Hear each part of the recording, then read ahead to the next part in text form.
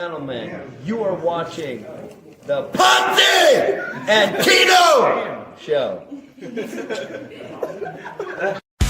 the Potsy and Tino show. Talk the facts and let opinions blow. Laughs, hot takes, and maybe a rant. Two best buds with a mic and a plan.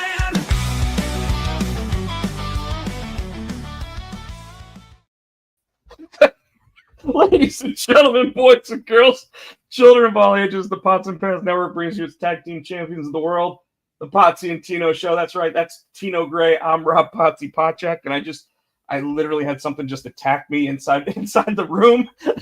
Oh, why are you laughing? So I got my fridge here. You know, like here we'll show everybody. I got this little mini fridge right here. You know, this guy, and I went to open it up to see what I had in there. And I have two bottles on top of it. And the one bottle came crashing down. And I thought it was going to shatter everywhere because it's made of glass. And it luckily didn't. But I mean, it bounced and everything else. And I was like, oh my God. Dumbass. Oh, what's up, Michael Turner? So our theme song, as always, is AI generated at this point. Hey, whatever works. But, you know, it's a great song. It actually learned us pretty well and pretty quick. So we kind of like it. We dig it. And, Tino, we always start the show with that segment. You know what it is. It's called What's Up With You? Trying to think, what is up with me? I had a pretty good week. My mom's birthday was Saturday, so got to chill with her yesterday. How's she doing? She's good, man. She's getting around. She's better. She's getting back to the old her. I mean, besides aging, I mean, she's still got her hips, but she has scoliosis, so she's always had, you know, back pains, and now I think the older's just getting in her hips, and she has to have a walker sometimes or a cane to help her when she's walking. But yesterday she was fine. She was up and mobile, and you know, she's age just slowing down, going up and down the front steps here, you know, a little slower, but yeah, I you know, with that, I got to be honest with you. My mom is 70. Let's see, she's born in 49, so she's 76 at this point, I guess. My mom just hit 72. Yeah, 74. Sorry, she's 74. So 76, and my mom's still working at the Angus Barn in Raleigh. Like, I think she's only doing 1 or 2 nights a week now, but she. Oh, my mom's a preacher. She's still driving. Her church is like down towards South Carolina. She drives 2 hours there and back, and she's still preaching. Now my mom does that too. Anytime she goes down to my sister's house, right? But my mom still carries trays for a living. Oh, wow. Like she's still a waitress, you know. Yeah. So, yeah, mom ain't doing that. So not only does she pick my dad up and throw him around, but you know, like my mom's like the Brock Lesnar of moms. She's 5'0", but like. Don't mess with her. She'll pick you up. She'll throw you. She'll F5 you to hell. So we got to chill with her. Matthew finished. He did the driving portion of driver's ed Thursday, Friday, Saturday. He finished. Got the certificate there. Nicole went today. Went to a school because you still have to go get like the eligibility, make sure he's enrolled and his grades were good. She got that, so they're going to get up and tomorrow. She's got him, and she's taking him and a buddy to Wet and Wild, and then Wednesday they're getting up early and going to get his permit. So that's Greensboro, right? Wet and Wild. Yeah. So you know, if you need an insurance guy, I'm gonna go ahead and throw out a nice little plug right now. I have a great insurance guy. His name's Jeff Weaver.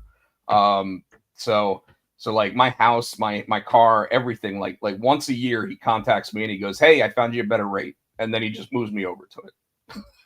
Well, my guy, so I'm with it's funny, I'm with Allstate right here in Apex, and my guy now that just bought it, his name's Ned Clark. He's the lead singer of Runaway Cab, who back when Secondhand was going, it was Secondhand, Flapjack, and Runaway Cab. So he calls me now. So that's my insurance guy. So I mean, if you think he's getting you the best deals, that's great. You know, I was just talking to someone at Ruckus just a little while ago, and they were telling me that they were paying $340 a month for car insurance, and I was like, why? And they said, because I have a lot of points. I was like, so do I. I pay less than $600 every 6 months, and I have full coverage on my car. So I I pay less than that too. So, and I've got me. It might. I'll have to look and see when finally, because I just got Haley off. When Matthew goes on, we'll look and see what that's going to look like. But right now, just me and Nicole, it's like $150, you know, because we got the car, and yeah. So, oh yeah, every 6 that's gonna be. He's gonna be a nice little chunk. So, yeah. So, and then I'm trying to think what else. So they got that coming up, and that's pretty much it. That's what I can think of. man, really, you're boring this week. Yeah, man. Got a family. Damn it, man. Damn it. No, so well, with me, just so you know, not a lot's been going on my way either. I obviously a couple weeks ago got back from San Diego Comic-Con. I've been working with some other conventions. I did a couple covers for a different company that I normally work with. That'll be one of them actually is for a Kickstarter that launches tomorrow. It's called Oog. I don't know if I mentioned it last week because I don't think I had the gig last week, but it's basically a caveman with a gun. So caveman in the story, the caveman walks into a cave after his entire tribe is getting beat up by another caveman tribe, and just happens to see a dead alien in there with a gun next to it. So he picks up the gun, and all of a sudden he's just oog, oog, and he's just firing the gun at everybody. So I read the book. I think it's great. It's so silly. It's so silly. But I immediately was like, can I do a cover for it? And they graciously let me do one after I did a couple pieces, and I was like, hey, here's what I got. And they're like, F yeah, man, like let's do this. That cover's awesome. And then I got asked if I wanted to do another cover for the same company. So I've been working on that one. Which is almost done as well for a book that's not going to be out until later or early next year. But this one, the cool thing about it is Kickstarter launches tomorrow for Oog, Caveman with a Gun. It's from Rolling Squid Bones Comics, and my cover will be available on that Kickstarter. So anybody that is interested in getting the Potsy cover, you can go on to Kickstarter, look up Oog and OOG, by the way, OOG, and be able to order I call it my Frank Miller homage cover because I like doing those black and white pieces. So Yeah, it's those black and white pieces. And then, like I said, the other one will be getting announced probably before the end of the year, but won't be available on a Kickstarter or anything until February. So with that said, otherwise, I've got a couple new pages of Immortal #2 that I've been coloring, and then I'm also coloring that other project that I haven't announced yet. So I've been keeping busy on that stuff, but still need to get some other things rolling. I got some projects that I'm really excited about that are coming up. So, other than that, we always talk about our TV watching. Anything new this week? I am caught up on Twisted Metal. Yes, 5 episodes out now. Yep. So they dropped 3 and then dropped 2. I was a little surprised by the 2 drop. Yeah. Samoa Joe is the star of the show so far. I'm sorry. Yeah, still. And I'm going back and watching Psych because I ran out. I'm Psych. Because that show just makes me laugh. It's just like mindless when you just want to sit down and just like some of the shows that we watch, I want to actually pay attention to. Psych, I can just oh, that's stupid. Have it on in the back. Have it on the background while you're typing on the computer or whatever. Yeah. And that's about it. Ready to watch. Given to watch Wednesday. You'll have to tell me all about it because I haven't watched any of that. Oh, dude, this Wednesday's good. And Matthew and I are anxiously awaiting Peacemaker Season 2, which I think comes out the 21st, 22nd? 21st. So 2 weeks. So that one's 2 weeks. After that, shortly thereafter, you got Gen V starting in September. Mm-hmm. So Season 2 of Gen V, which obviously is from the Boys universe. I am all caught up on Dexter Resurrections, which is pretty awesome so far. I've been very pleased with it. Uma Thurman's character is pretty crazy. This week, episode 6, I believe it was, actually had a really cool revelation that kind of throws everything for a loop, and we'll see how that works. Was pretty excited about that. Also caught up on Star Trek Strange New Worlds, which has been phenomenal. It's weird because the reviews for this season have said that it took a little bit of a lull, but I've been pleasantly surprised by every episode so far. Also caught up on Twisted Metal, and I finished Mr. Robot this week. What's Mr. Robot? So Rami Malek, the guy who played Freddie Mercury in Bohemian Rhapsody, and was just recently in a movie called The Amateur, where his wife dies, and he basically makes the CIA train him so he can go kill all the people that killed his wife.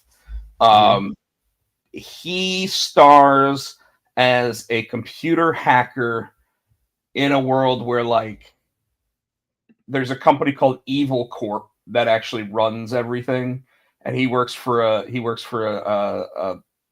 like a tech company called AllSafe, where they were actually the tech geeks that were actually like making sure that their security was always up and running. And then Evil Corp is obviously this giant corporation that you know, all the bad shit in the world happens from. Rami Malek plays the main character, and he plays Elliot Alderson. Christian Slater plays his dad in it. And then there's a really interesting but not necessarily too surprising revelation that happens by the end of season 1. That the whole thing, I think, went 4 seasons. And last night, I'll be honest with you, like, I had like 2 episodes to go, and it was like 1 o'clock in the morning. And I was like, fuck it, I'm just watching it, you know, and I stayed up and finally went to bed at like 4 o'clock in the morning, because I was like, I got to finish it. Like, why am I going to just leave 2 episodes for tomorrow? You know what I mean? So I went ahead and I finished it. I liked how it ended. It ends with a really cool mind fuck right at the end. But then it kind of ties everything back together. Another show that I watched that also ended this week, because Mr. Robot had been out for like 10 years now. The other show that I finished this week that I was pleasantly happy with the ending, but also very disappointed that it's ending, was Resident Alien with Alan Tudyk. I gotta get back on that, because I was watching that. So I really enjoyed where that was going, and then like the last, like, they knew it was ending. Like, they announced it was canceled like 2 weeks ago, but obviously they filmed this season like 8 months ago or whatever. So they knew it was over after this. And they kind of tie it all back around to the very beginning again, which I thought was really cool. Yeah. How many seasons is that? Both of them were 4 seasons. So both were USA / sci-fi shows. Resident Alien, the final season, I guess they really thought it was a good show. So what they did was they put it on Peacock. Then they put it on USA. Then it was still on Sci-Fi. So they put it on all 3. The interesting thing about it, though, is that the episodes hit Peacock like a week later. So like the series finale won't be on Peacock until next week, but this past week is when it actually happened. Okay. Other than that, I mean, I can't believe it's August already. I'm going to be honest with you. This is the 419th episode of this show, by the way. I want to just point that out. But I can't believe it's August already, because August 31st is college football. And then on top of college football, like, September is when we start getting all the 20 episode season shows that come back. So all of your like trackers and I mean, all the ones that we were watching last year are gone. So we're gonna have to find new shit to watch. It fucking sucks. I'm excited. Right? I'm excited about September, but it's not going to be on regular TV. I think is it just on Paramount Plus? Tony and Ziva. I don't know if you watch CSI. I don't think you watch, or NCIS. Sorry, with Tony DiNozzo and Ziva. They got their own show, and it's coming. I guess because they were talking about doing it. Then he started doing Bull, and then Bull ended. And like, okay, we can start doing it now. And then he came back for a couple of episodes. NCIS, he came. Tony, he is Tony. I'm sorry, pronouns. Dinozo, yeah. Tony Dinozo came back. I think when Ducky died, he came back in an episode for the guy who played Ducky, and they had his funeral, and Dinozo came back for that. So I'm really excited and to see what they're going to do with Tony and Ziva. Yeah, the interesting thing about that one, since I saw the trailer for it, it looks, and I've never really been an NCIS fan, but every time I've watched an episode, I've been like, oh, okay, it's a good show. You know, it's just I felt like I was watching way too much shit already, and there were like 20 seasons into it. With that one, obviously they brought Dinozo back in the regular show so they could actually like lead into this, but then him and Ziva are on again, off again, like. They're obviously the parents of at least a child now, but you know, like Dinozo's still doing stuff, and Ziva's apparently like retired, but then she gets pulled back into all of the craziness. So it looks like it's going to be a fun series, and the nice thing about it is I have a feeling they're going to give you like a nice little like chunk to look at that goes, this is how we got to where we are, and you don't really have to watch like any of the previous stuff to really understand what their relationship. And I like when shows do that, because obviously it's meant for the longtime fans, but they don't make shows like this just for the longtime fans. They make shows like this so they can actually pull in new fans. So I wouldn't be surprised if it actually does pretty well with that. If you're a Walking Dead fan, Walking Dead Daryl Dixon season 3 is supposed to be coming out pretty soon. Season 3, God. Yeah, yep. And now Carol's part of it. So it's interesting because it happens overseas, and Carol apparently went to go find him. So there's that coming up. I already mentioned that Gen V season 2 is coming up, which they've already shown has Starlight in it. And they're introducing new characters across the board in that one.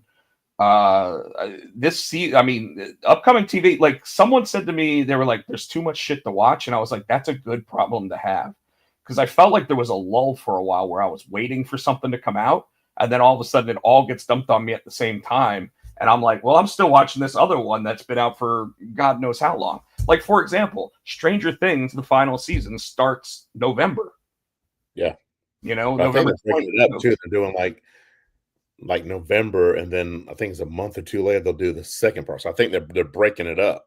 So they're breaking it into 3 parts, but the way that they're doing it is they're doing November 26th, which by the way I think is the day after Thanksgiving. Yeah. So I think they're giving you the ability to take that 3-day weekend to watch all those episodes. Then they're bringing it back like December 14th for part 2, and then the final episode comes out on New Year's Eve. Oh shit.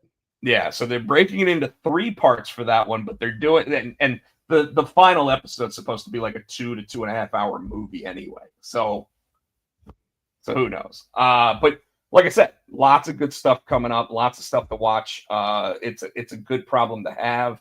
And I saw a movie this week, Tino.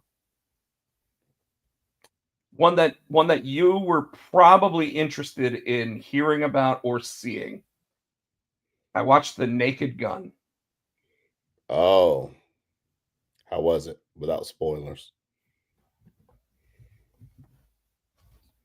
I enjoyed it. Okay, cool. There was an interview.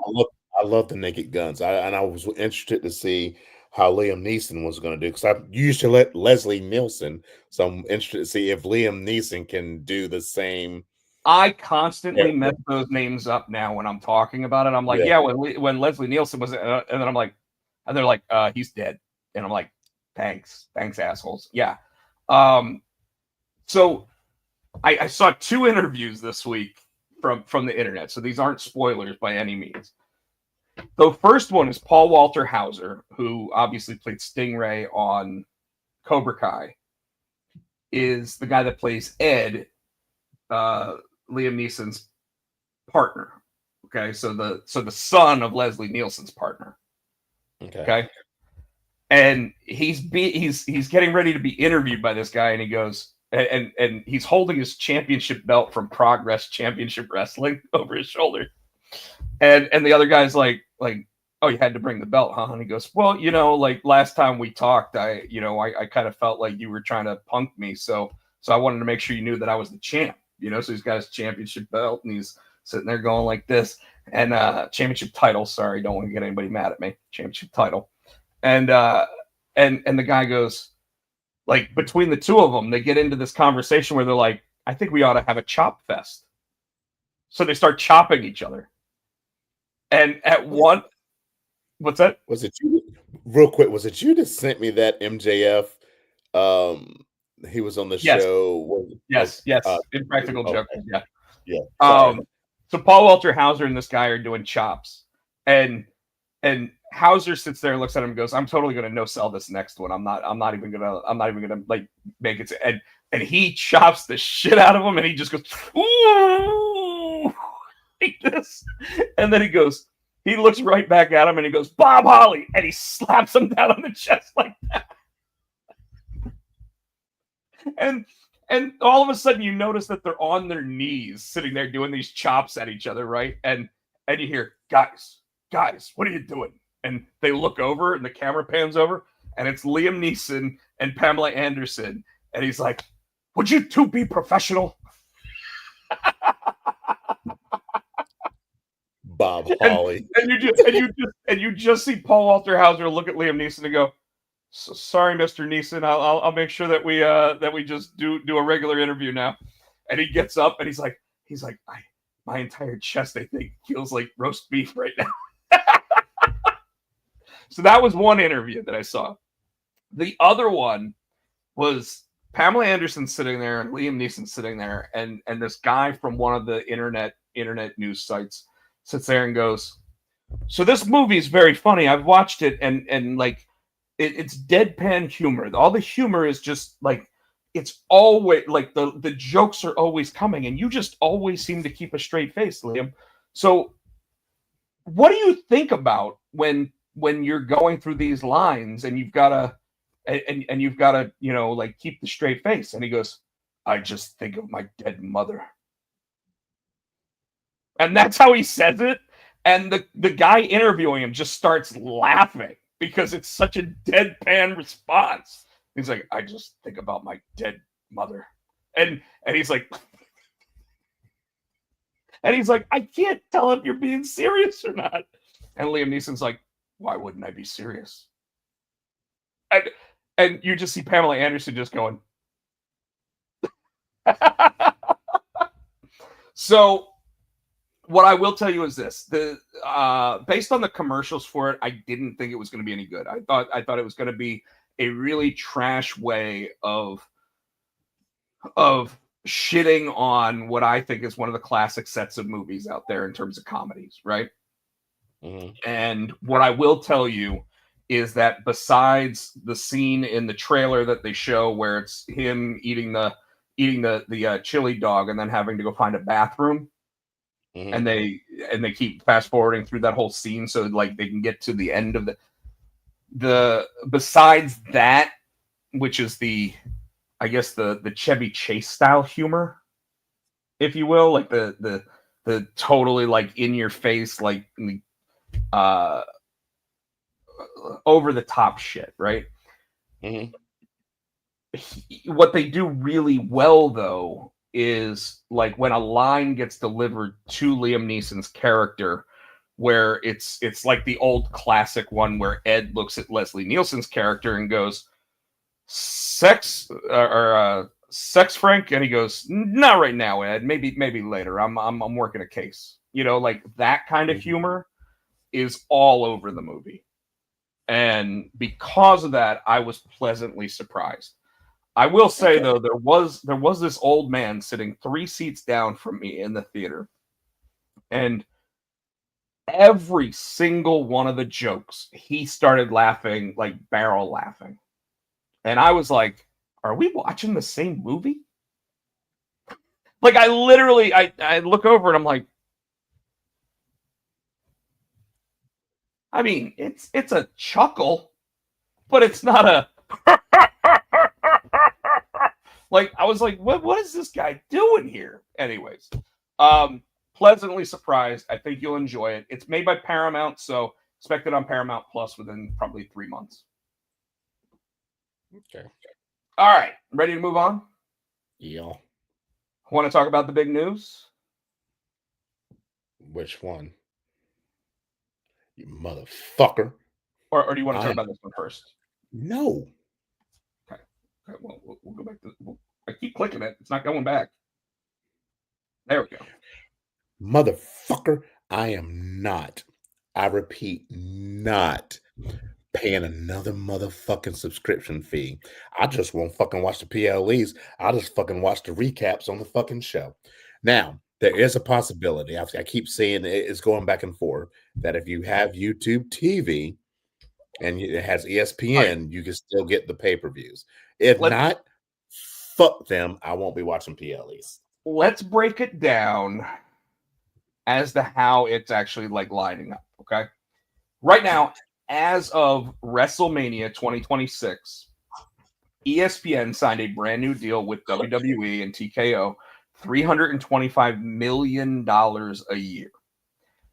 And all it gets them is on their brand new, what they call a DTC, direct-to-consumer streaming service called ESPN. It's not even going to be ESPN Plus anymore. It's just ESPN. All WWE PLEs from the main roster are scheduled to be on this programming. So what's NXT? So let's go ahead and talk about what we don't know anything about so far. Ready? NXT PLEs. We don't know where they're going to be. I wouldn't be surprised if they strike a deal with the CW and start putting them on the CW's streaming service. Wouldn't be surprised. It would make sense to have them all in the same place. We don't know what's happening to what we call the WWE Network content. All 50 years of content, including all of those other Mid-South Championship Wrestling, all of that, the entire library that we used to call the WWE Network. There's nothing about where that's going to be as of March of 2026. And then it doesn't say how long these are going to be available on ESPN's new streaming service. Nothing about any of this stuff.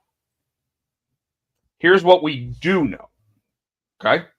So folks, that right there, I think is a very, very telling portion, because it is shocking to see that they have now split up the PLEs from what was the network, right? And there is rumor that their plan is to just put all that WWE Network stuff directly on YouTube. And if they were to do that, I don't know if it means that they drop it all at once and just go, hey, there's now a brand new YouTube page for all things WWE Network, or whatever the case might be. But if they did that, at least that content should be free going forward. And the reason why that's okay is because the WWE gets paid per view on those. So they still get pay-per-view from that. It's just a different style pay-per-view, right? They get all the advertising revenue, because you can bet your ass you're not going to get it commercial free unless you pay for YouTube Premium. That's if they do that. There's also a possibility that Peacock continues to maintain the license to that content. We all know that they have issues with what they've actually put up there, what they don't have on there, whatever the case might be, but at least it's the same home that we already know about. And a lot of people are already claiming that they're going to get rid of Peacock because I'm with you. A lot of people are already claiming that they're going to get rid of Peacock because they don't have their PLEs on there anymore. So go ahead, ask your question.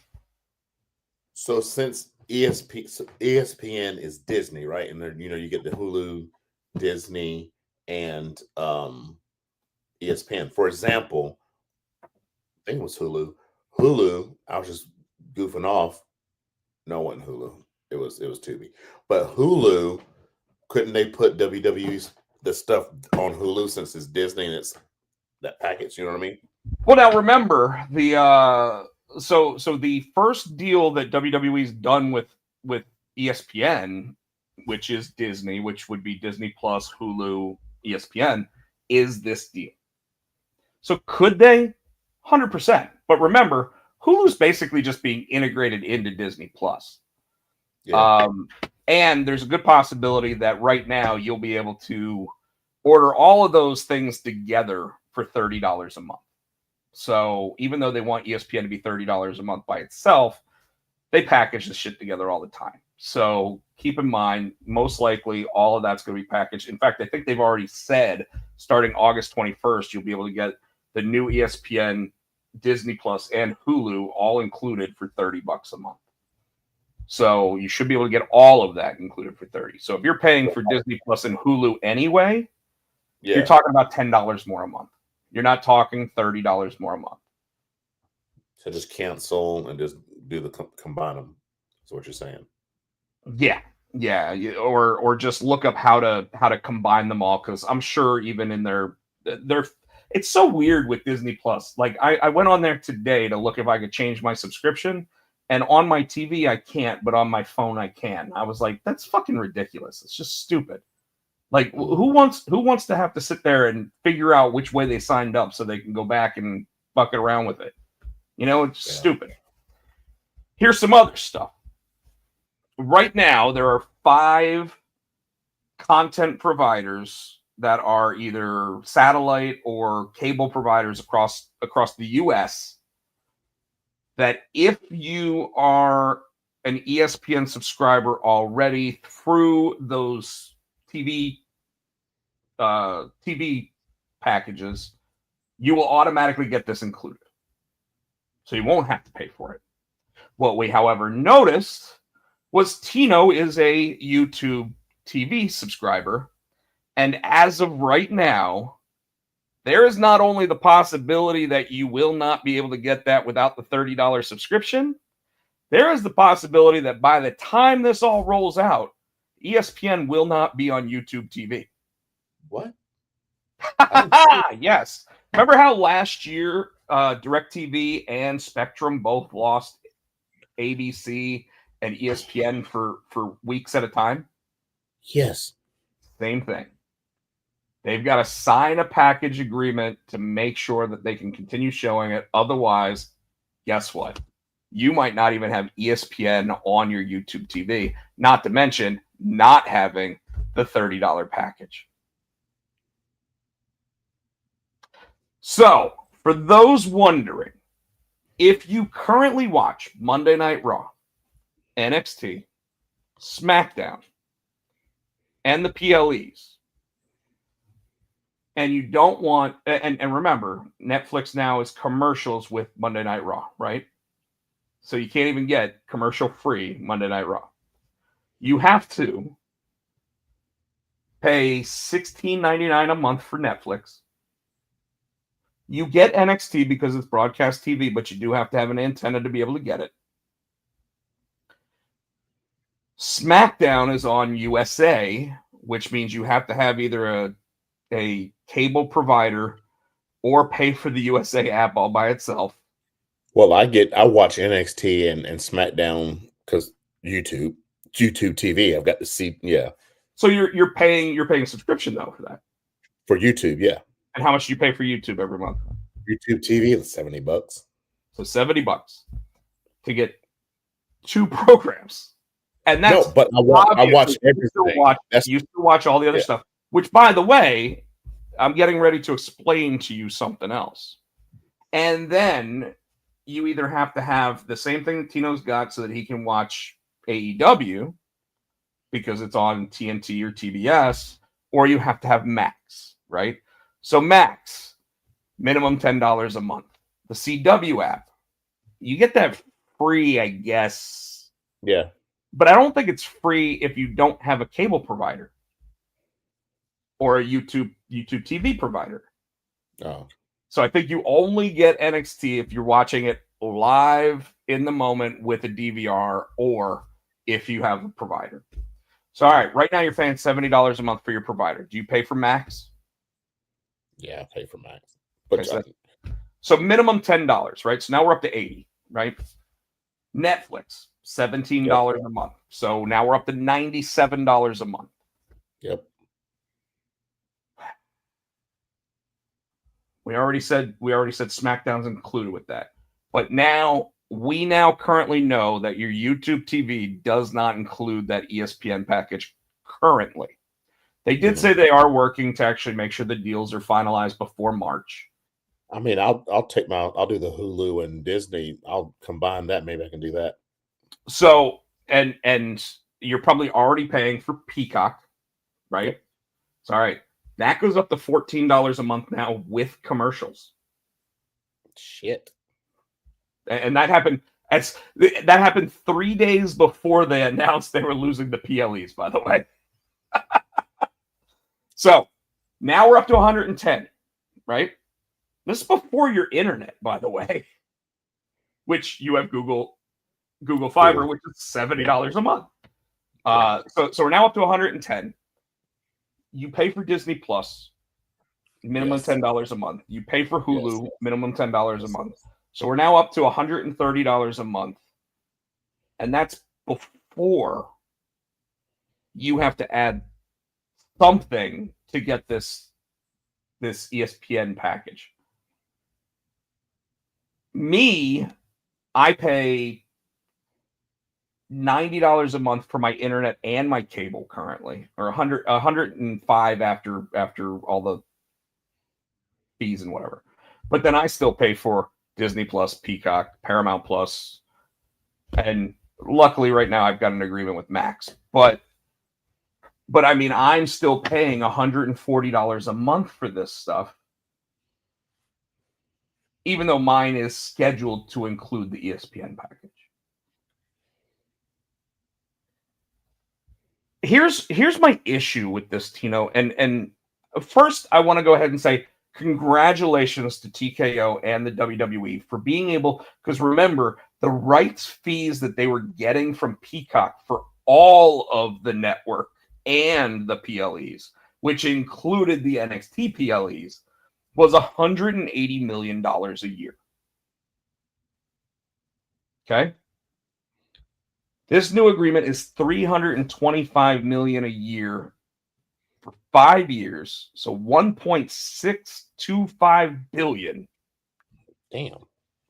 For 10 PLEs.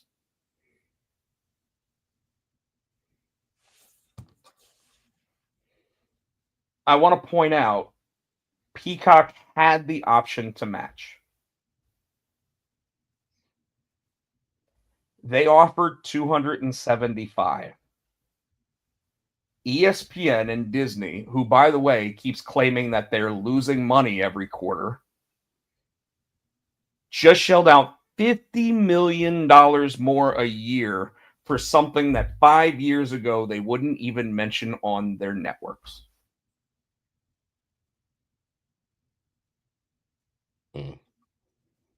And Peacock refused to match.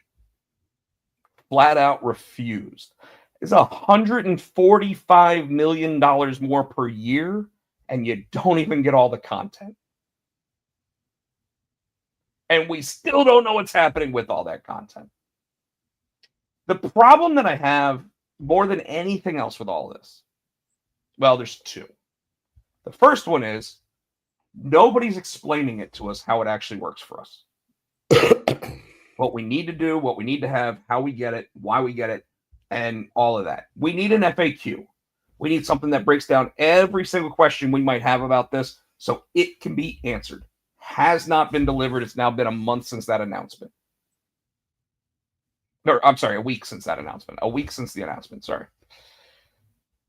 But my number one problem with it is greed.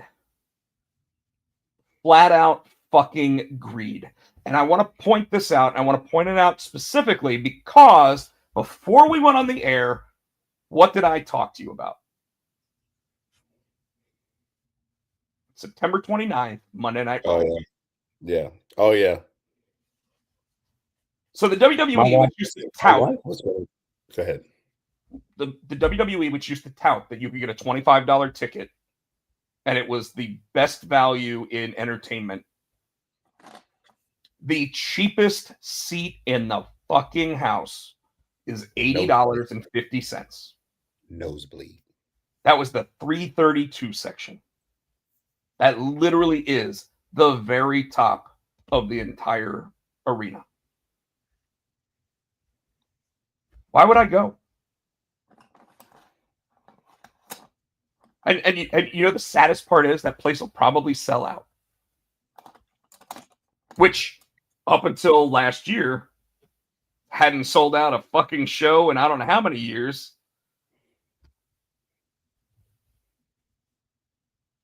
Facebook post TB. I don't know. I guess our buddy Mr. Helios is trying to post something, but it just says Facebook post, and I don't know what that means.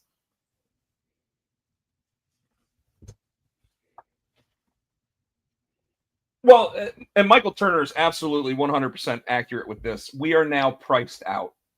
We can't enjoy the content of carnies, mind you, because that is what WWE has always been, was the content of carnies that was meant to be a reasonably priced, actionable event that you could take the entire family to and get your money's worth.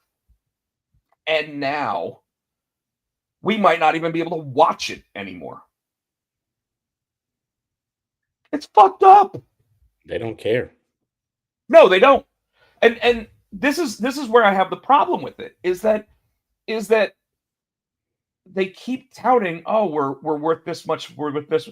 Like, the idea that they're getting the $325 million means they shouldn't have to charge that much for a fucking ticket to go. What did you say earlier, though? Greed. 100%. Greed. I mean, what do we do if all of a sudden we can't watch the shows anymore? Like what do we do as a show? Do we just make fun of them every week? And we'll just continue to make fun of them and AEW. But that's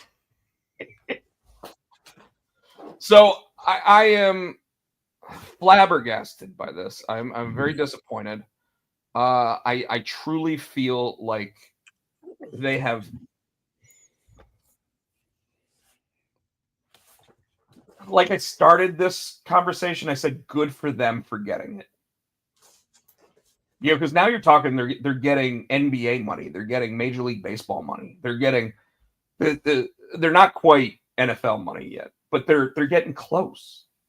The problem is that we know that this is just the high point, and they will hit a lull. You know, one of the things we don't know about this contract that we do know about the Netflix contract, the Netflix contract had a 5-year out if Netflix doesn't like the deal.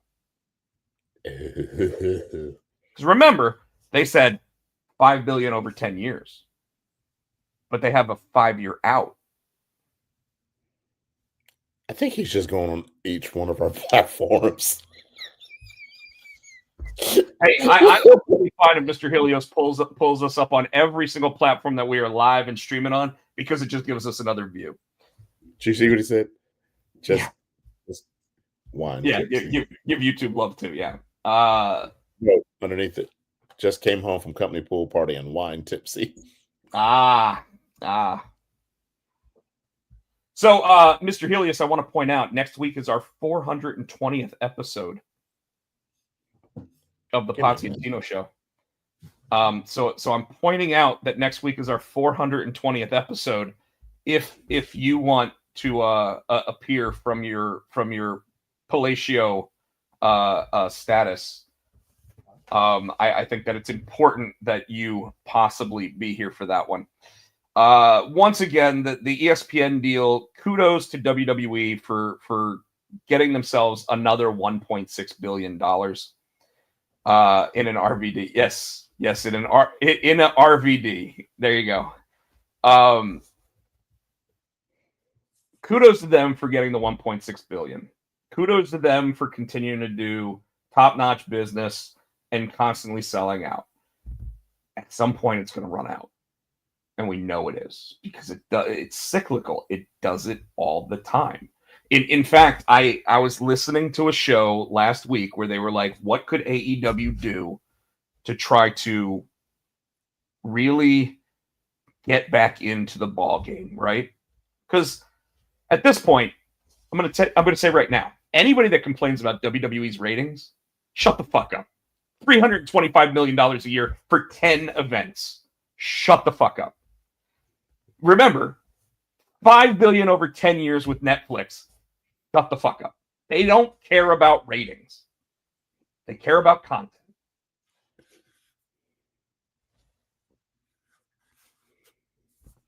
Yes, push Stokely, absolutely. Mr. Helios, I'm with you on that one because when he sat there and he said, I'm short, I'm bald, and I've been fighting every day of my life because of that, I'm with you on that one, Stoke. I'm with you. Tino, anything else you want to add about this? Nah, I'm just it's agreed. I don't, like I said, it looks like it'd be the end of me watching PLEs if I can't get it figured out. I do have an option. What's that?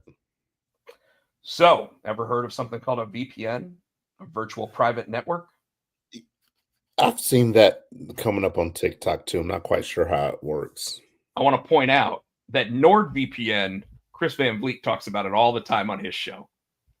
And he talks about the original WWE network still being available in certain areas of the world. And he uses a NordVPN to watch the original WWE network. So, Tino, WWE products in Great Britain, what are they on? I don't know. Internationally, they're all available in one place. Oh, Netflix. So, if you have a virtual private network that sits there and says that you are currently streaming from Great Britain, guess what that means? You can have your Netflix account watching all WWE product. Okay. Now, VPN, it's normally about $80 for 3 years. So about $27 a year. And then you just pay your Netflix fee. And you what? And then you just pay your Netflix fee. So how's that work? So you get your VPN, you have to sign on to your Netflix on the VPN. I don't know how the VPN works. We'll have to figure it out. Yeah, because if that's the case. But hey, we figured out how to get AEW pay-per-views, right?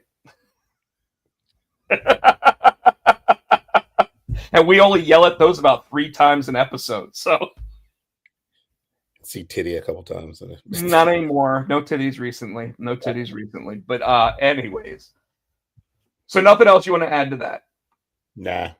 So, folks, we will keep you in the loop on any information that does come out about anything that is going to affect where all that other content is.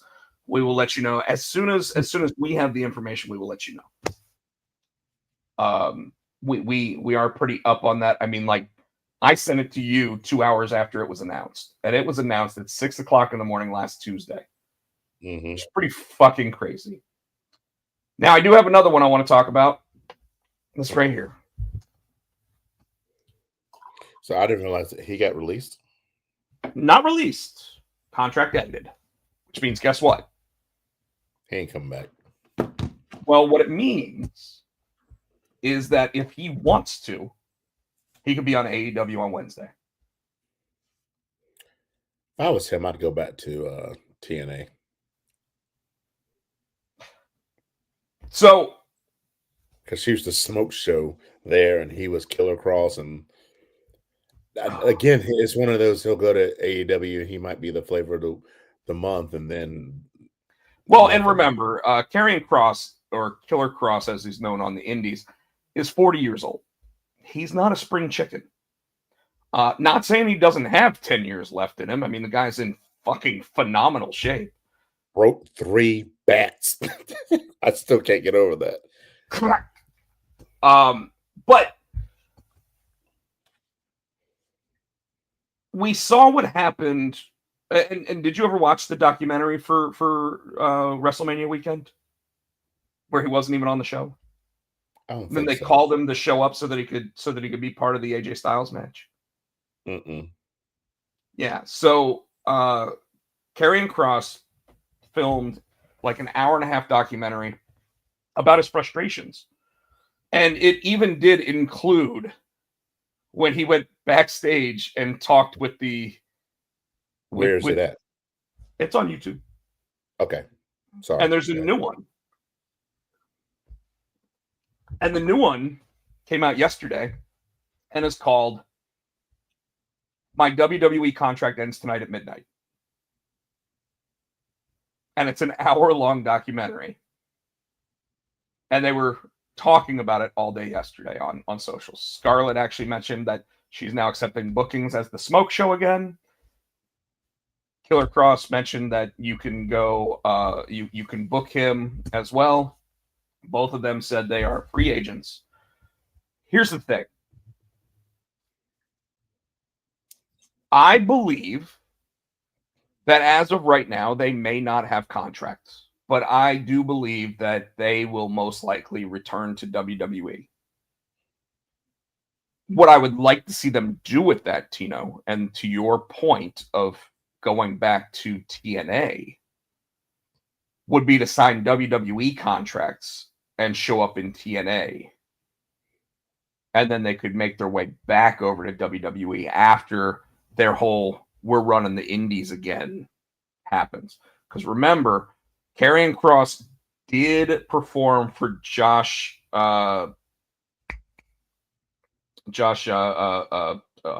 Bloodsport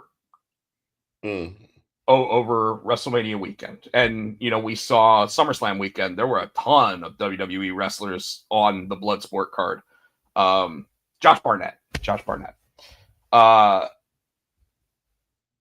So, I mean, I don't see any reason why they couldn't re-sign WWE contracts and then still show up at some local and indie bookings, making it look like they're not under WWE contract, and then make their way back to WWE. I can see that. I just don't want to see where they claim they're not under contract and then they show up tonight on Monday Night Raw. We saw that with Ron Killings, who they still haven't figured out what the fuck they're calling him. He's Ron Killings, then he's Truth, then he's R-Truth, then he's Ron Killings, then he's Truth, R-Truth. But and Friday night when he showed up, it was like they dropped that angle too, right? When he was going back, getting ready to go back to Ron the Truth Killings, because he's like, "You're back, I'm back," and it was like, so are they just going back to him being silly Truth again? I just think that he's not going to be a bad guy now. Okay. Does it mean that he'll probably add more of the comedy back in? Probably. Michael said you have 56-year-old champions, for God's sakes. Now, Rob, come on. I can't think of a single 56-year-old that is currently champion in either of them, but I could be wrong. Michael Turner's asking a really important question here, Tino. As of right now, I guess 2.5 years into Triple H's run as chief creative or content officer, and TKO as a brand, are they good for the WWE? What are your thoughts? I'm losing my voice, so I'm going to let you talk. I thought Triple H would be, but I think they're bastardizing the WWE and WWF for what it was. I mean, I understand that it's time for change, but it's going. You're not going to take $275 million and 325 is on the table. I don't want to say it's gone corporate. I don't. It's not what it was. You know what I mean? And yes, it's always been a business. I know what I want to say, but I can't put it in words. I know it's always been a business, but it's now more obvious that it's a business. You know what I mean? It's just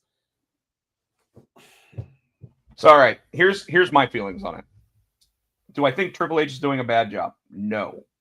Creatively and content wise, I think that they're killing it. yes. I do think that there have been misses. Karrion Kross, I think, is a miss.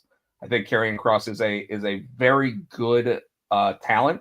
I feel like he's been misused ever since Vince McMahon got his hands on him initially, and he never quite made it back from that. I think he was doing some great work recently, but you waited a little too long, and you waited till the crowd got really loud about him overseas, and then at SummerSlam, and then you still didn't do the right thing by it. I think they're trying to too much like UFC. I think they're going. But let me say this. I would take the last 2.5 years creatively in WWE immediately over the last 5 years that Vince McMahon did. Yes. So if you think Triple H is doing a bad job, do you want the old man back? No. I'm saying to the audience. Yeah. If you think that Triple H is doing a bad job, what is your time of a good job? The Attitude Era? When CM Punk left in 2013? Like the fact is that like the business is booming, and it's booming because it's creative. Like it's not because the wrestling changed. No. It's most of the same wrestlers. The top guys right now are the same guys that were there in the 5 years that Vince McMahon was still in charge. Except for CM Punk. I mean, for example, we're getting, like you said, we're getting outpriced, right? We can't watch the PLEs. They're getting too money hungry, and the regular Joe who supported them and who go to the shows and who watch it, we can't anymore. So is it just for rich people now?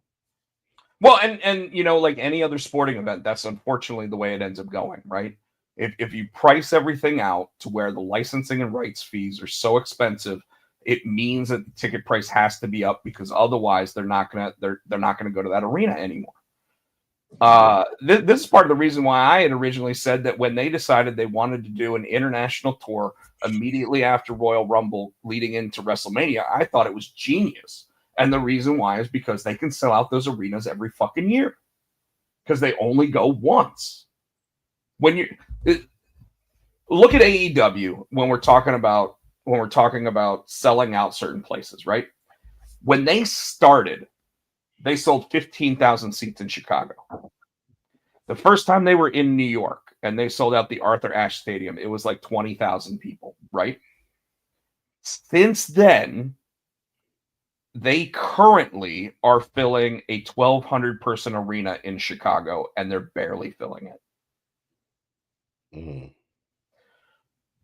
And it will happen to WWE again, because if people can't afford to go, they're just going to watch it on TV.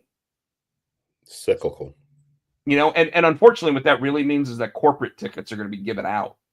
So if you have a job that sits there and has something to do with the Lenovo Center in Raleigh, there's a good possibility you're going to be offered Raw tickets. Maybe not this time, but when it starts having a downturn, those tickets will be readily available. You know? But is Triple H doing a bad job? No. There is nothing about the job he's doing. I think sometimes he's given a really shitty hand dealt to him, like the John Cena heel turn and The Rock's involvement with that, and what ended up going down, and where The Rock is sitting there distancing himself from all of this now. I think that's bullshit. And I think that Triple H basically rolled with it as best as he could. I think that The Rock personally tanked WrestleMania this year on purpose. Hell, Shavar sent us the pictures of the shirts that said "Finally, The Rock's come back to Vegas." I think he tried to tank SummerSlam and it didn't work. I don't think. No. I think that was Triple H going, "Hey, we know he's not going to be here. We're just going to sit here and we're going to make this event everything we can." So again, I think that's why they went with the very simplistic approach of kill the John Cena heel turn. We still wanted to know whether or not he was faking it. Now we know he's Yeah. not. And I got to tell you, the all-black entrance with Cena, with just John Cena coming up on the screen And it pops. and on Friday night when it pops and it goes to that, phenomenal.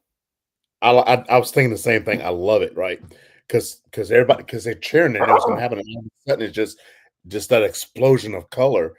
It's probably awesome to see live, dude. And that just And you immediately get him jumping out and giving that same kind of energy that you get from where it goes, when it says apple juice and all of a sudden the thing comes up.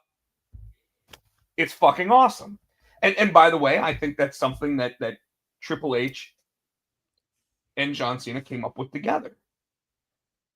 I think they said, I think we're onto something with this black and white screen and all the lights going out in the entire building, and then boom.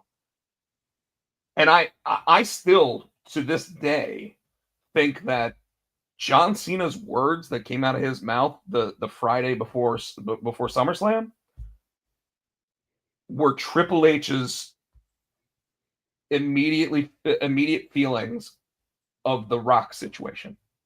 And I think John Cena knew who's in charge right now and said, yeah, I'll say that because I believe it too. The people that talked me into this left me high and dry. And by the way, I think that's still the same thing with Triple H. So, anyways, no, I don't think, Michael, I don't think TKO and Triple H are doing a bad job. I think that unfortunately the TKO side is getting more and more corporate. I think you even see that with the UFC. But I think creatively, Triple H has made himself accessible to the wrestlers more than Vince McMahon had in the last 10 years. And that's why the product itself is better. I think that when you and I do think it's a fundamental change in Triple H because a lot of the guys are smaller, which he used to sit there and say, I'm not into flippy flop guys. A lot of the guys that weren't given a chance in certain areas are given perfect time to sit there and broadcast themselves like Ciampa and Gargano. Motor City Machine Guns would have never been in WWE under Vince McMahon.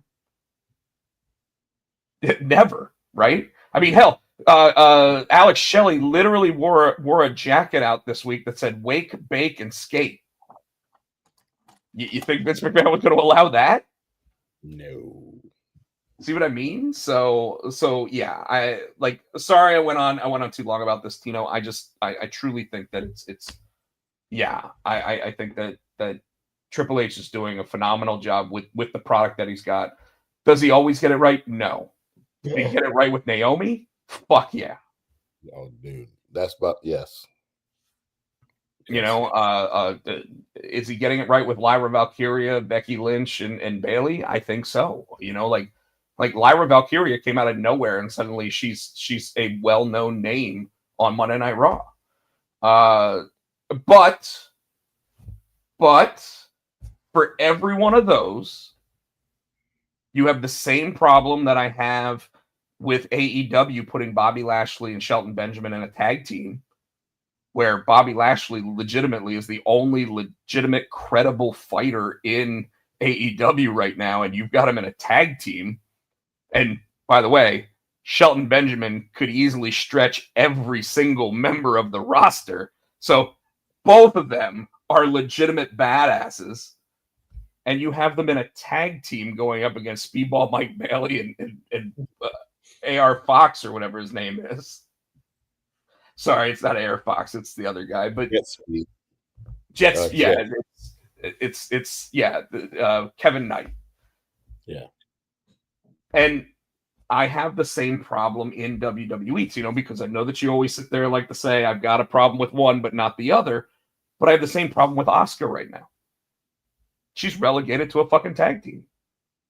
She is a legitimate badass. And she's relegated to being part of the Kabuki Warriors again. Which, by the way, haven't seen them on TV in the last 3 weeks. They're in the last week. Maybe. Backstage. It was backstage, but They weren't. Yeah. So see, there you go. I They were want to point out. They were backstage with EO because that's when they announced that EO was going to get her title shot this week. But I do want to point out, and by the way, I did hear that Naomi's actually unable to perform tonight, so it's possible that gets pushed off. Mm. And I didn't hear that because I was watching Raw, by the way. But I want to make sure that I point out to you that it is a problem I have with both of them. Sometimes people just get relegated into tag teams when you know that they're like hell, we could even say the same thing about Charlotte and Alexa right now. Alexa Bliss came back, got the biggest pop in the Women's Royal Rumble, and what do they do with her? They relegate her to making sure she pushes Charlotte Flair. They don't have anything for her right now because I thought she was going to come back because every time they had Alexa, they were doing the whole Wyatt 6. You know, the screen was getting funky when she was on stage, and I guess I don't know if they're holding off and putting her on with them or what. Yeah, I don't know either. Helios just posted, I think the TKO changes are affecting the product, the amount of pressure are like UFC fight nights. This is not true, by the way. Michael actually said the number of PLEs. Okay. I want to point out that based on the contract that WWE has with Peacock, technically Survivor Series could be the very last pay-per-view they actually, or PLE they put on. The reason why is because they're only obligated to a certain amount of PLEs per year, and when they do a 2-night SummerSlam and a 2-night WrestleMania, that counts as 4. Okay, so where they would normally put one on in December and then go to like Royal Rumble in January, they may have already fulfilled their obligation in contract. So what about Survivor Series though? They still I don't think it's going to stop them from. They've already announced Survivor Series, and they want to do everything they can to keep a positive relationship with Peacock because Peacock still shows Saturday night's main event, right? Right now, the WWE literally this year, I think, only has 10 PLEs on the schedule. It's just they had 2 that were 2 nights, so they have 12. So they still did the 12. You know what I mean? And technically, I mean, why did they make SummerSlam 2 nights? Because why not? Because why not? Yeah. If you can get 130,000 people into New York that are paying those rights fees because they pay to bring those events to those markets. We don't know what they pay for them, but you know they've talked about how like Louisiana when they try to do New Orleans sits there and pays like $4 million to do WrestleMania, right?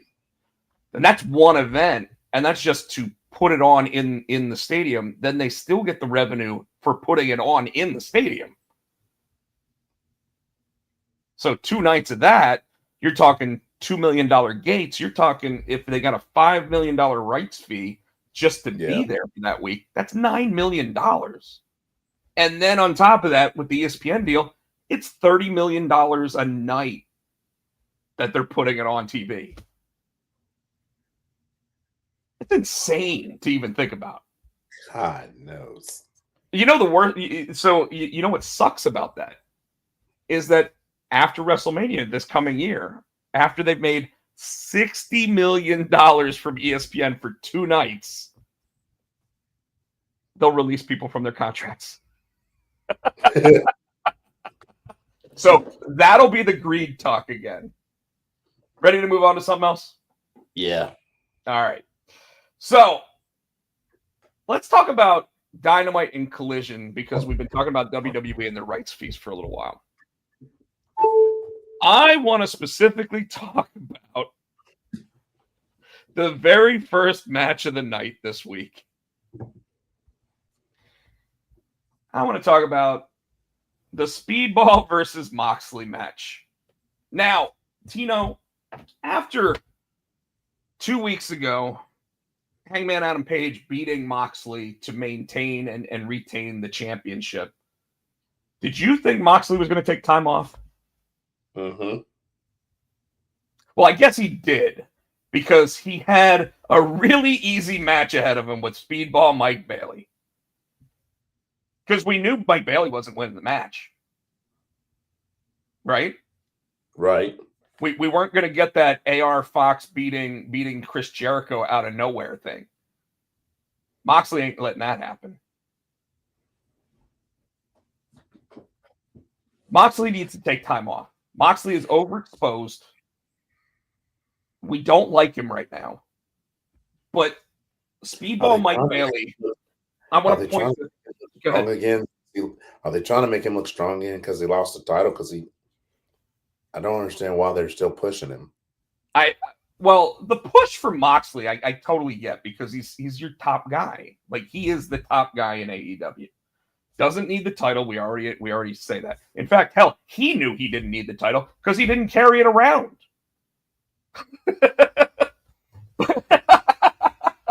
But fair. When Speedball Mike Bailey first signed with AEW, we knew that WWE and AEW were both attempting to contract Speedball, right? Yep. It was well known throughout the industry, both were coveting him. And you and I sat there about 3 weeks into him being with AEW, and I said, you know what? I bet the conversation went like this. We're going to offer you this much money. We're going to put you on TV every week. You're going to be in a solid spot every week. And Speedball signed that contract. And then Speedball goes, am I going to win? And he goes, no, you're not winning anything. You're going to lose every fucking match you're in. But you signed. Speedball Mike Bailey legitimately became the biggest jobber on AEW by signing that contract. He won the first couple of times. The first couple of weeks he was there, and then they're like, "Okay, here you go." You're right. It wasn't like what's his face with the headgear, Josh Alexander, who lost his very first match walking in the door and immediately turned heel after that because it's like, hey, that's the smart thing to do. Like, what kind of booking is this shit? Do I think that Speedball should have beaten Moxley in the opening match on a Wednesday night? Fuck no. Do I think this match should have ever happened? Fuck no. It just shouldn't. How did he even get that match? I don't even know how. How did Speedball get a match with the former champion? Well, because every week, and this is how short-term thinking AEW wants to believe their fans are, is that Speedball lost last week, but now he's against the former champion because he's got a chance to beat him. Fuck you! I literally, one day, didn't I send you every match he's had in AEW, and it was like he had 2 wins and like 7 losses? I think so. And the entire time, folks, I just want to point out, AEW was saying he hadn't been pinned. But he lost every single one of those fucking matches. So when he finally lost a match, it was like, oh, he just lost another match. Oh, he finally got pinned. He lost a match. How am I supposed to take this guy seriously? One, he looks like a mix between Tatanka and fucking Jimmy Snuka. With who was Colt Cabana when he was in WWE with that stupid headgear? I know you're talking about. I can't think of it. I can't think of what. Wasn't the Conquistador? Who was it? But it's like you mix those 3 guys together, and that's Speedball Mike Bailey right now. And he's literally losing every match he's in. And I don't understand why this guy ever would have signed that contract. At least in NXT, he might have been North American champion right now. Was it Scotty Goldman? He used to... didn't he wear like a piece of headgear? And then it was Scott Colton, Scotty Goodman, Twinkie the Kid. Wow. Oh, Mass flipper numbers. That one. So Tino, answer me this. At this point, why am I ever going to believe that Speedball is any reason to watch AEW? Because he flippy flops? All of their guys flippy flop. He should have stayed with TNA. I absolutely agree. Because I'll tell you what, they're doing some good shit with Jake Something right now. You know? And his name is literally Jake Something. They don't even know what his last name is. It's Something.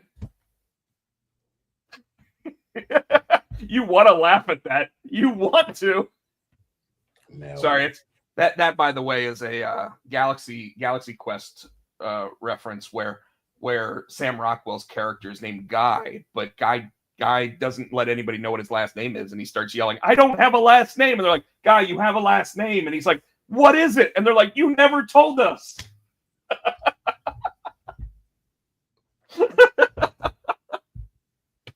So anyway, why do I care about Speedball? Is it because he's in a tag team with Kevin Knight? No. Because I want to remind you, they lost to the Young Bucks when the Young Bucks are actually getting called jobbers. I was surprised the Young Bucks lost that match. I was not.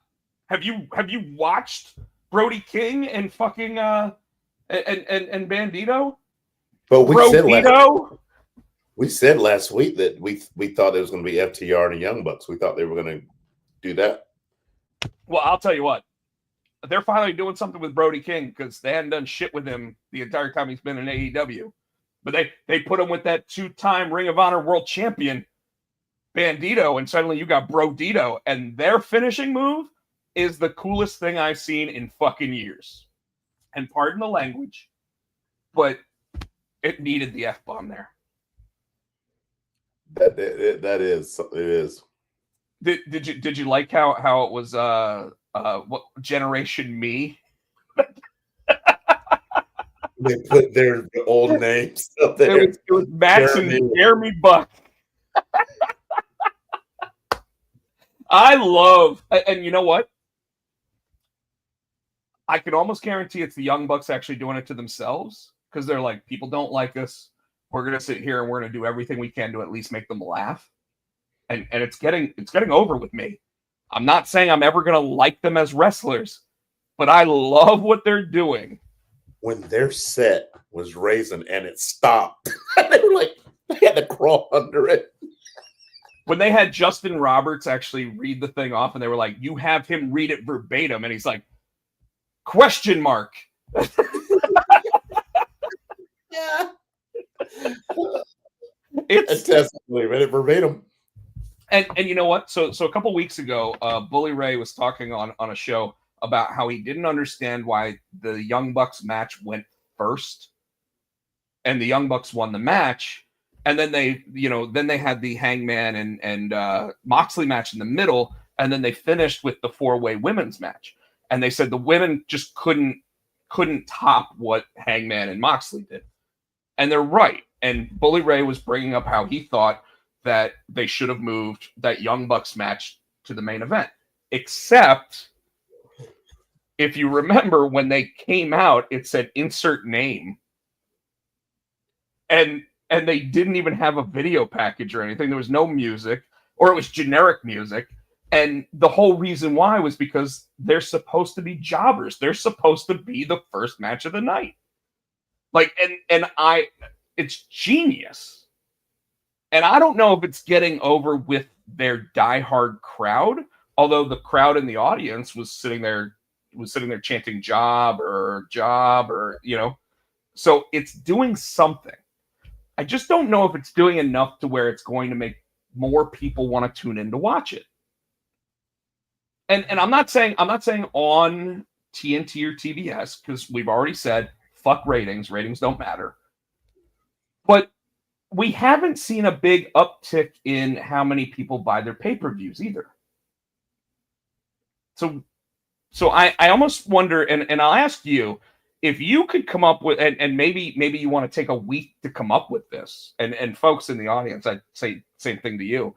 Come up with like 5 things you think AEW can do right now while the WWE has priced themselves out of being in everybody's homes or you going to their events, what AEW can do to take some of those people. Because number one, I think that putting on a more family-friendly product might get more kids in the arenas, right? Mhm. Especially if the ticket price is fine. You got a $20 ticket, more people are going to show up. You said get new viewers or keep it like, or keep Well, the ones they have. they're keeping their core audience of like 700,000 people a week. And they might have even split that up between the 2 shows now because certain people only watch Collision, certain people only watch Dynamite. But the fact is that like on those 2 shows, I would say 700,000 viewers. But when you're talking audience members, how do you take this 1,200 people Chicago shows that they've been doing over the last 5 weeks and turn that into 2,500 people? Mm. How do you turn that into 5,000 people? You know, because obviously when they did their Texas show, they sold 20,000 seats, or at least there were 20,000 people in attendance. Can't even say that they were all there because they paid, but you can say that there were 20,000 people in attendance. Very next week, they have 1,200 people. Something's not adding up. Real quick, go through the results of they had the TBS Championship 4-way qualifier that was won by Windsor. Never heard of her. Oh yeah, I did. Yeah, I did because she was with Tony Storm the week before. Yeah, Yes, okay. you've heard it. Yes, okay. Monet arrived at the arena and mocked the interviewer Renee Paquette before going ringside. Blah blah blah. Athena came out with Starks, leading the Storm to arrive to back up Windsor. So now they're just sitting there and having Tony Storm be part of the loser group every week. No, because she was with Windsor. Windsor won. Oh, you're right. I'm sorry. Don Callis family celebrates TNT champion Kyle Fletcher. But you see that picture? Yes. You have another picture. Yeah, it's terrible. World Eliminator Tournament, Young Bucks versus Brodito, and once again it was Max and Jeremy Buck, the Generation Me versus Brodito. Brodito hit, and they gave it an A+ on Bleacher Report. Wow. Backstage, the Young Bucks demanded respect and production from ring announcer Justin Roberts, handing off the cue card to Reed, which we already talked about. Roberts read the card. They were also listed as Max and Jeremy. I already said that. Crowd started out calling the Bucks jobbers, but were popping huge for every major move they did by both teams in the contest. Bandito nearly won off the X knee and 21 plex. I don't even know what those are on Nick Jackson, but his brother Matt broke it up. Swerve Strickland promises to defeat Kazuchika Okada. Now, so I guess we're now believing that Swerve Strickland got nothing after beating the Young Bucks. Yeah, because I don't know if they're waiting for Ospreay to come back because he's hurt. I don't know. Hurt Syndicate backstage had the moment where MVP actually said, "Hey Max, just so you know, because I respect you like a little brother, this is the last time that I'm letting you walk away." And then said, "Oh, and if you do win the title, Bobby's coming for you." That's you, yep. And I love the idea of them setting up Bobby Lashley versus Max. MJF versus Mark Briscoe. Just what you'd expect. Briscoe loses by pinfall. Page told Briscoe that he admired him, blah, blah, blah. MJF, I guess, is now the CMLL light heavyweight champion, although isn't he a heavyweight? I don't know. Yeah, I was wondering what that belt was. Yeah, so he won the one from Old Sin Cara. Okay. MJF teased the second rope pile driver, but Briscoe bit his way out of it and hit the froggy bow. Salt of the Earth barely kicked out, and I guess MJF pinned him after that. Yeah, he cheated. He put his foot on the ropes or somehow. Yeah, he cheated. Sounds like a pretty standard AEW show. The good news is I feel like they actually did like I'll be real, okay? I feel like they did push more of their top talent against each other instead of doing the whole thing where it's like, oh, we'll just have a main event where it's Kevin Knight versus Dustin Rhodes for absolutely no reason whatsoever. You know what I mean? Because AEW is known for doing that. They'll put like Swerve Strickland versus random guy from ROH, and you'll be like, oh, well, I don't know, like I don't even know who that guy is, right?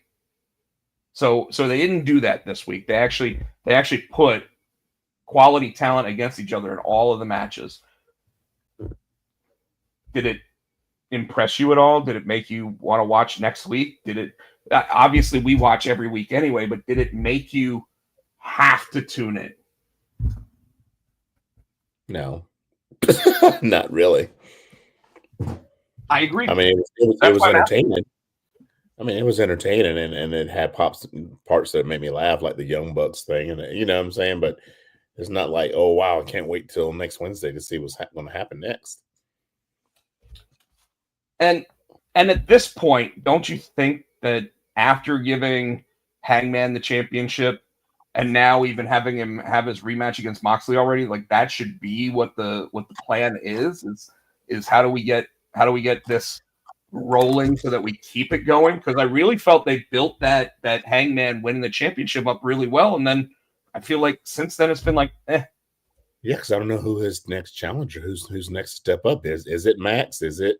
Who is it? You know, I guess they're pushing this. It's going to be Max, but I don't know, and it annoys me because like it's something that WWE would have established the very next night, and I know that that's their version versus this version, but you have a pay-per-view coming up.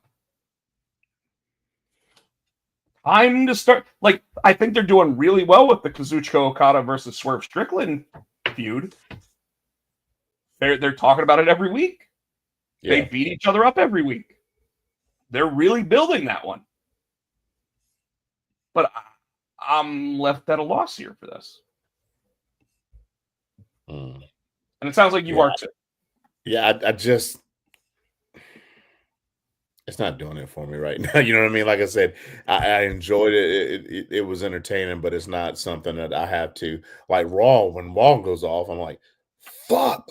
And same thing with SmackDown or NXT, right? You're like, okay, I'm ready for next week. AEW really hadn't done that in a minute. I mean, we know that the WWE has a formula. It's like the MCU formula. You know, we've been wondering whether or not the DCU is going to have the same kind of formula that the MCU has, right?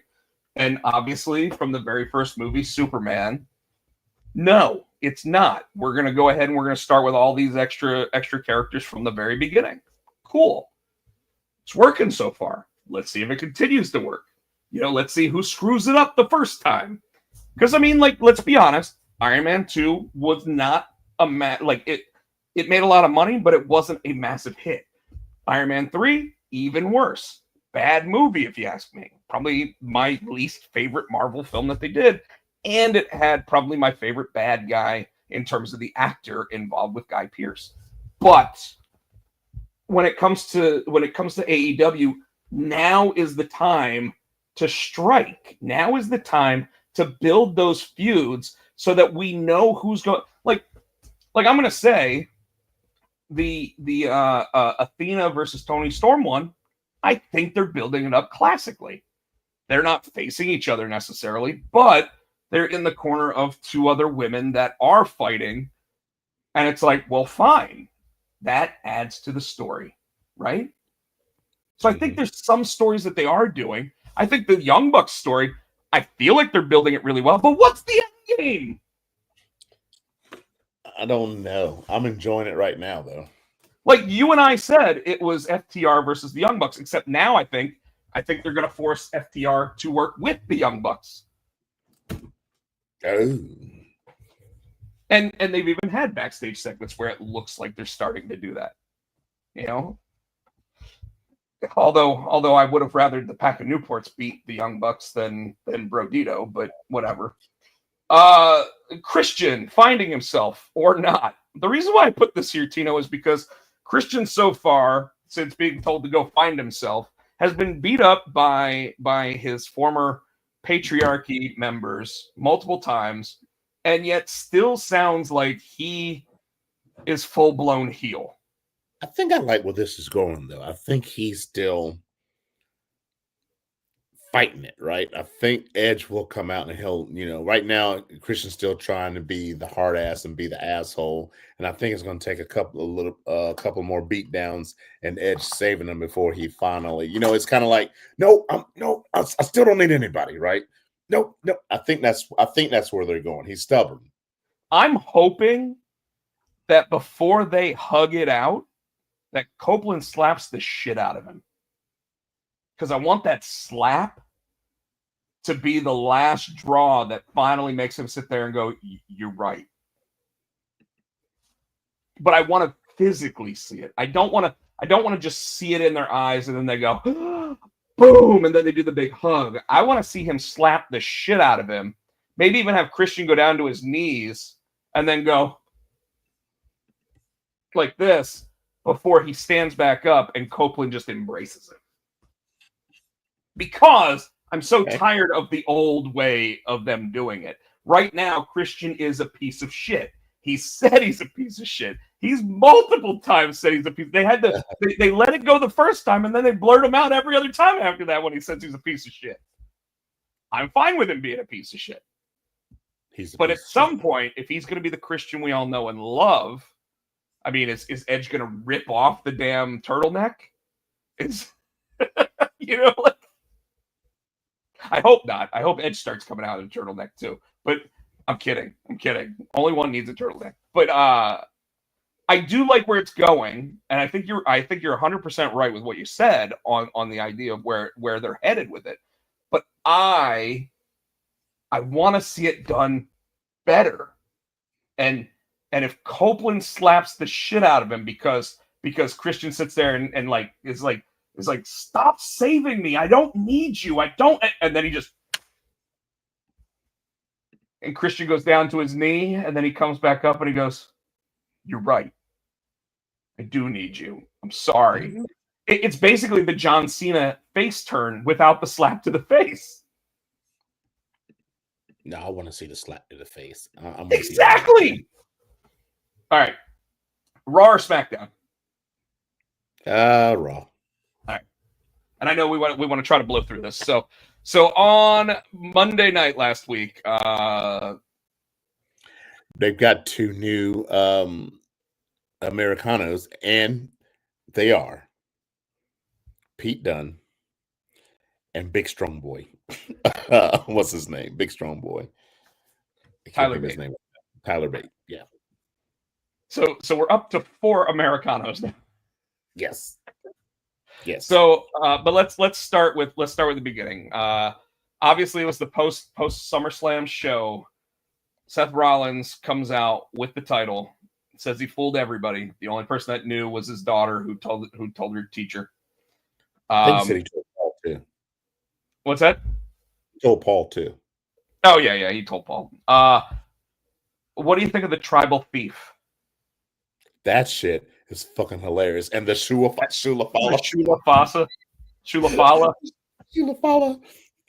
I like that. That popped me. That did pop me. The tribal thief and the Shulafala. I'm like, that is so fucked up.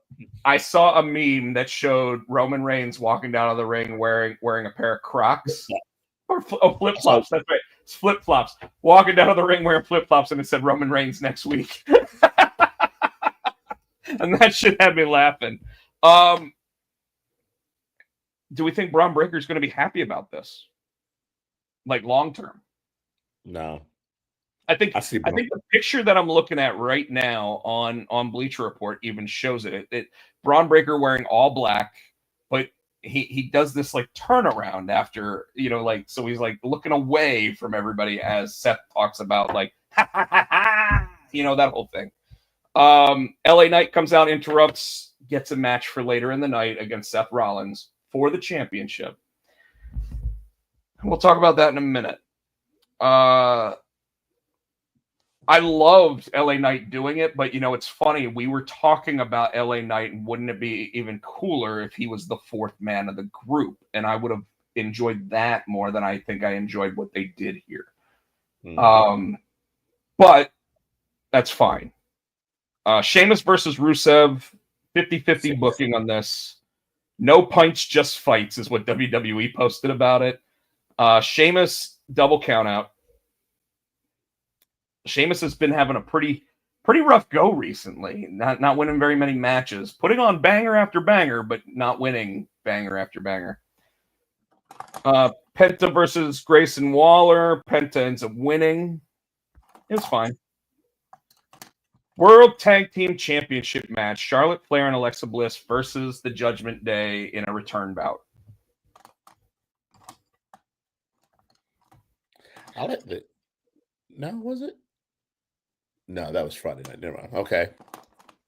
So Charlotte Flair, while they're on the mic, sat there at one point, and I got to give her credit. She actually said, "That might be my first 'You Deserve It' chant." Yeah. I said all along that they were siphoning off the baby face of Alexa Bliss onto Charlotte, and it's working. I can't say it's not working, but it's so obvious that that's what they're doing. And they continued it Friday night, by the way. Dragon Lee versus Dominic Mysterio. And you were talking about Americano, played by Tyler Bate. He came from under the ring. Pete Dunne's the one that jumped up on the apron, and then Ludwig was on the other side. So they really do have the multiverse of Americanos now. I don't get it. What I love is only Chad Gable's American out of all of them. Yeah. Nikki Bella steps up to Becky Lynch, and Becky Lynch hit her with one of the best lines. Like, you can't see him. I'm like, oh. Yeah. And I was it visibly got to Nikki Bella. I don't know if it was. I'm assuming it was scripted. I don't think it was, because it said that it's a line that made her cry, almost made her cry. I don't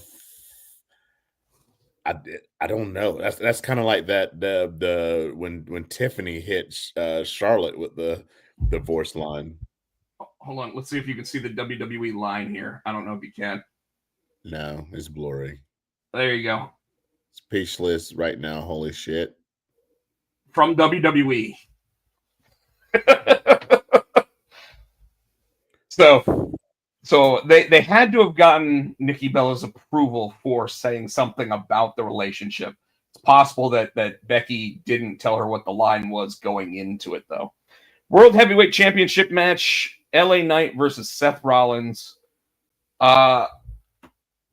Tino, LA Knight is doing some incredible work recently. And how do they repay him for his incredible work? Get squashed by Seth Rollins and the rest of the Rollins bunch. I mean, he didn't get squashed. He got the shit kicked out of him. He did get the shit kicked out of him. Of course, the match got thrown out, and Seth Rollins actually was the winner of the match because CM Punk actually interrupted. Which means I think we're going to get LA Knight versus CM Punk at some point, because they're not going to get along. So that turned LA Knight heel, though. Well, in that pairing, sure, but I've always thought that LA Knight was more of the tweener character anyway. So yeah. being the heel against CM Punk, but being the babyface against Seth is nothing new.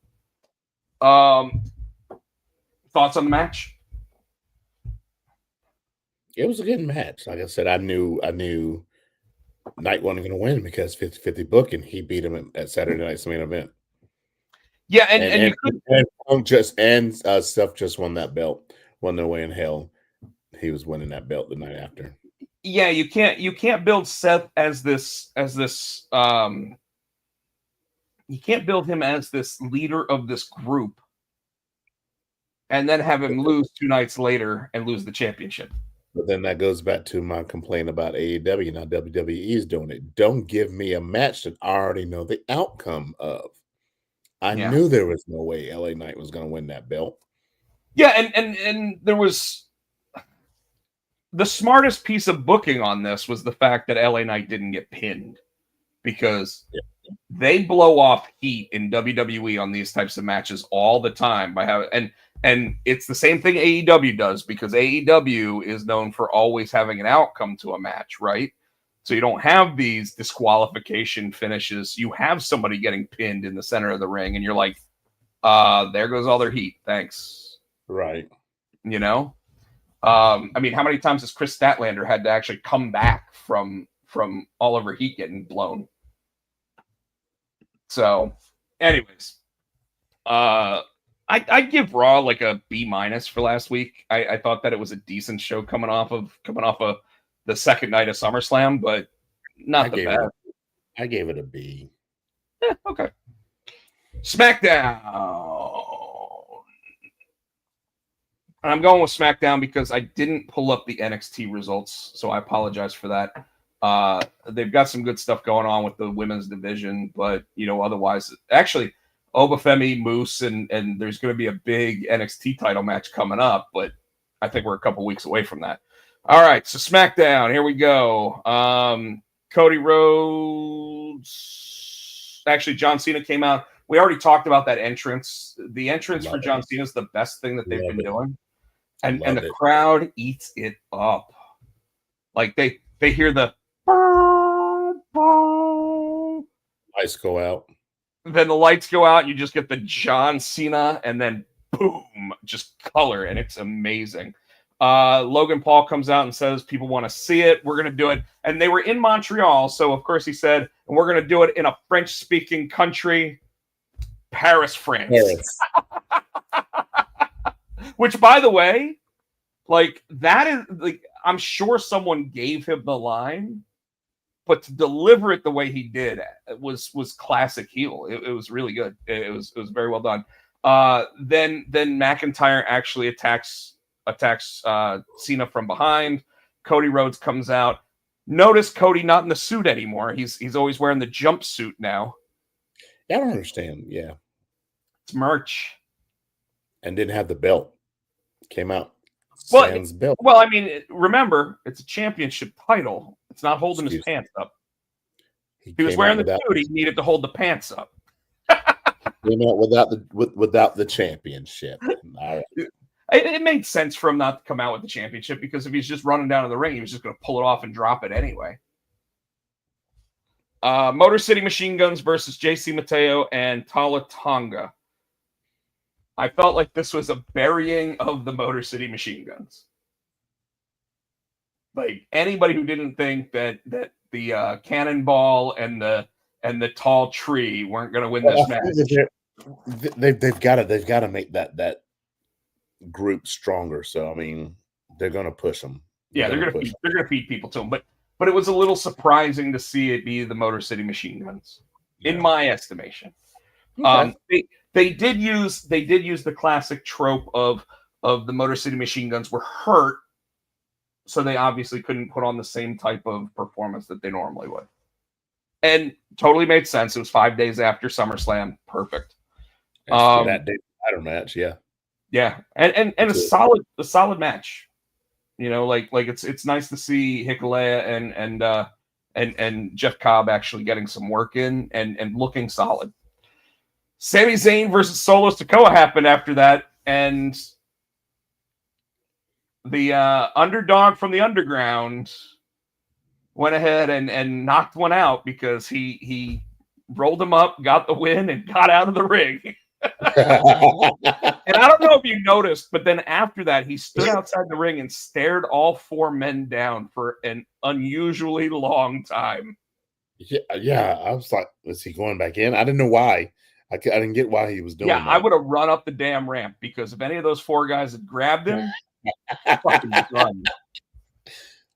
but good for Sammy because while it's good to see Solo being a champ and being in charge of a group again, it's more important to see Sami Zayn get a win like this. Yeah. And now it lines him up to get a title match if they want to put him in one. Obviously, he was only on SmackDown because it was Montreal. And tonight he's actually supposed to be against Rusev, so it'll be interesting to see what they do there. I think they go back to Sami Zayn gets beaten the shit out of and loses another match. Oh, maybe unless maybe Sheamus comes out for the distraction. Maybe. Charlotte Flair gives Alexa Bliss a birthday party. It's funny. And I like the callback. They brought Charlie out. I like the callback. Yeah, the fuggler that they just put the We're Not Friends shirt on. Notice how Charlotte had to have a fully bedazzled We're Not Friends shirt and Alexa just had the normal one. I mean, she's Charlotte. I mean, that's on brand. It's true. That's on brand. I know Charlotte defeats Chelsea Green. Yeah, I know, right? Charlotte defeats Chelsea Green after that. Chelsea Green does what she always does. She took the cake to the face. That was funny when they put the cake. I like when they were trying to slide the cake in, and Piper Niven picked her up and helped her push the cake in. Like Will Bear to put the cake in. Yeah, it was solid. And then we already were at the end of Raw or SmackDown. It was Logan Paul and Drew McIntyre versus John Cena and Cody Rhodes. Like that's how quick the show went. It's a good show, and it was fun. It was a fun show. And Cody and Cena won by disqualification. The Scottish Warrior hit Rhodes with the WWE title, which is a good indication of who's going after the belt next. And the fucking Claymore kick to the announce table. Like, oh my! I'm like that table. They're always saying how they're new and improved and rebuilt, and that's solid wood. He Claymore kicked the shit out of him through that thing. I was like, I don't even know if they're wood. I think they're 3D printed or something. I think those things are like solid, like hard plastic. Like I don't know, but that could have concussed him. Well, it very well could have. And what I'll say about it is this: I love the idea of McIntyre versus Cody. I love the idea of doing it in Paris if they're going to. I also like the idea of McIntyre beating Cody for that title right now. I think McIntyre is doing some of the best work of his career. He doesn't have to worry about CM Punk anymore. And Cody, if they want to keep him, go ahead. He just got that title back. I mean, we just discussed that. He just got that title back. Do you think they'll drop it that soon? Well, remember, when we talk about how many people have won the other title, I mean, literally, it's been cashed in on 5 minutes later twice now, and it's only been around for 2 years. So Seth first champion, and he a two-time champion. Seth was the first. Then Drew beat him. Damian Priest cashed in on him 5 minutes later because of CM Punk. Then what's that? Gunther. Wasn't it Gunther? Was it Gunther J. Gunther? Maybe. Yeah, Gunther beat Priest, right? Yeah, I think you're right. I think it was Gunther J. Gunther, and then Gunther lost to Punk, who lost to Seth. So I mean, like, and that's literally what, last year. So the title's been around less than 2 years, and that's how many times that one's changed hands. And the Cody one, it was Roman, Cody, Cena, Cody. That's it in 2 years. So is it okay to drop it this quick? That title, I think it is. I think the other title needs to stay put for a while. Okay. You know, and I think if you really want to continue pushing Cody as a babyface, he needs to be chasing, not holding. Okay. You know, and I'm not saying that all titles need to be held by villains, but I don't even know if Drew technically is the villain right now. I love the work he's doing. I want to cheer for him every time he's out there. And he's the Rock's boy. That's the only reason why I don't see him winning this belt. Tino, I believe that's just about everything that I had for this week. I don't have anything else listed. Once again, fuck WWE and ESPN for this new deal. Wish my MacBook did middle fingers. Yeah. Good on the money, but fuck you. Otherwise, why don't you go ahead and tell everybody how to get in touch with everybody? Catch me on Blue Sky, Tino G, I believe. You can catch me on the Insta, SC Tino. You can catch me on the TikTok, Tino Our Great Music. You can catch us on the Pots and Pans Network. We're on X at Potsy and Tino, Facebook, Potsy and Tino Show. Again, the show's here on YouTube. Please like, subscribe, buy our shit, give us thumbs up.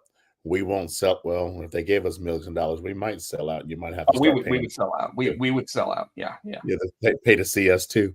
But go for it. Oh, as always, we're going to say, thank you for all the years of service to Adam's House Cat. Even though we don't use them anymore, the wrestling song, you can still get it on iTunes for 99 cents. 99. Yeah, we didn't throw any Jones in. We didn't even see Chris Barrett Jones in the audience tonight. So now Michael Turner just did go. He said, "Good show, guys." 99 Jones.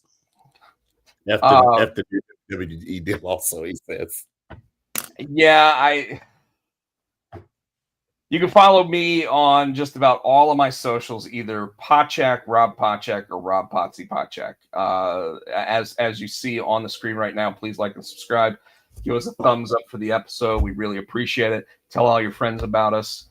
Other than that, yeah, are you on your Apple? Yeah, it's not giving me a thumbs up. And I won't do the heart. There it is. It finally did it. I'm not on the Apple, so mine's just my thumbs up. Folks, we really appreciate you being with us. Next week is our 420th episode on YouTube. Remember, we had even more episodes before that on iTunes. Wait. We're going to hit 420? Maybe we should light one up. Well, I that's why I invited Mr. Helios to the show for next week. We got Helios and Shavar. Yeah. Now that you said that. Well, I wanted to get Shavar on this week to talk about the WWE PLE deal. But anyways, folks, thank you so much for being a part of the show. We're getting out of here before the 2-hour mark tonight. Once again, thank you. We love you guys. We will see you next week. 420 next week. 420. Our 420th episode, and we could not be more excited. So maybe we should use Afro Man because I got high. Well, I doubt we can do that. No, I'm not actually. I don't actually partake, so it's a little bit different. But folks, thank you again. We will see you next week. And if you think of any ideas of how AEW can improve their status in the industry, go ahead, write them down, bring them to us next week, and we will talk about them. For Tino, I'm Potsy. Buy our shit. We'll see you next time. Ready? Ownership insurance and Potsy and Tino. For the Potsy and Tino show. Thanks for watching. Yeah.